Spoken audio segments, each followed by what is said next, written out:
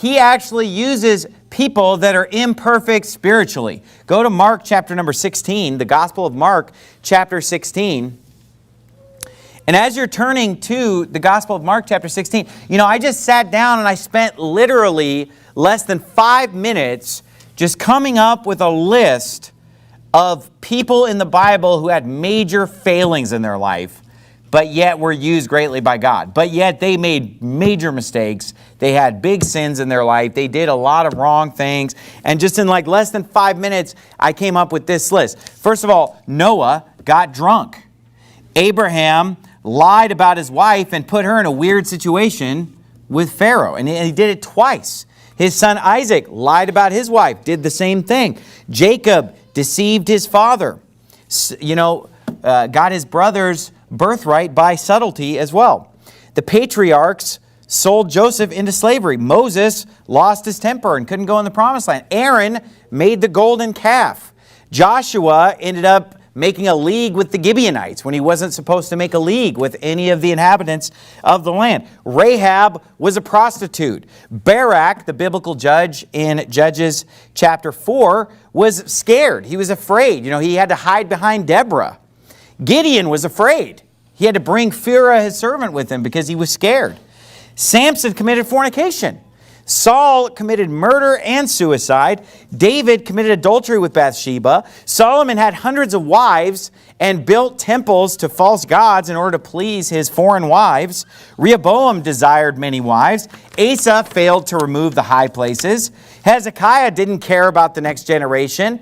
Josiah fought the wrong battle by attacking the king of Egypt. Elijah got depressed and wished he was dead while God was in the midst of protecting him and giving him the victory. He just throws in the towel and wants to die.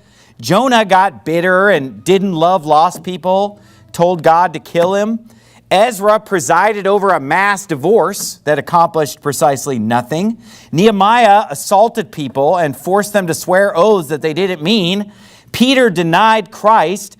James and John wanted to torch a city of the Samaritans for not receiving Christ. The disciples argued about who was the greatest. They sat around talking about who was the best. What in the world? Paul preached against Judaizing, and then he Judaized to try to please the Jews. In the book of Acts, he's shaving his head and doing a vow, bringing a sacrifice, and all that nonsense. John Mark, who's probably the author of the Gospel of Mark, quit on the missionary journey and went home early. And you know what? Heroes in the Bible about whom nothing negative is said are very few and far between. Right. And I came up with that list in like less than 5 minutes. I'm sure if I sat down and thought about it, I could probably double this list and talk about all the great men and women in the Bible who failed, who had weaknesses, who made huge mistakes, committed sins, messed up, and yet were used by God anyway. I mean, what heroes of the Bible are all positive in the Bible? I mean, the only one I can think of is Daniel. Right. Guy who got castrated and put into slavery at a young age. So, there's our role model, guys. But hold on a second. We don't necessarily want to live the life that Daniel lived. No. And Daniel, I guarantee you, was a sinner. Right. Daniel, I guarantee you, sinned and made mistakes and did wrong things. It just wasn't part of the story. It just wasn't relevant to the book of Daniel. Give Daniel a break. But, some of the no-name disciples you could point to and say, well, Bartholomew or what? But here's the thing.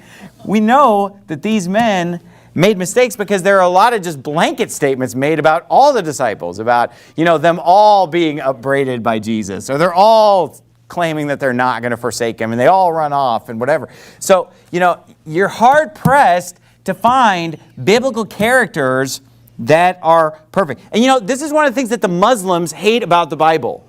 If you ever talk to Muslims, they get all mad and they say, oh man, the Bible has Abraham lying and David committing adultery and Moses, they want all their prophets to just be perfect and walk on water. But you know what? That's not realistic. Right. Because there's not a just man upon the earth that doeth good and sinneth not. The Quran is full of baloney, and the Bible actually tells the truth about what people are like. Right. This is what people are like. People are sinners.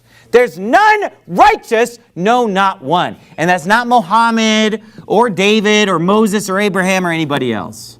Everybody in the Bible is a human being. I'm a human being. You're a human being. And that's the reality of the world that we live in. But here's the good news. God uses imperfect people.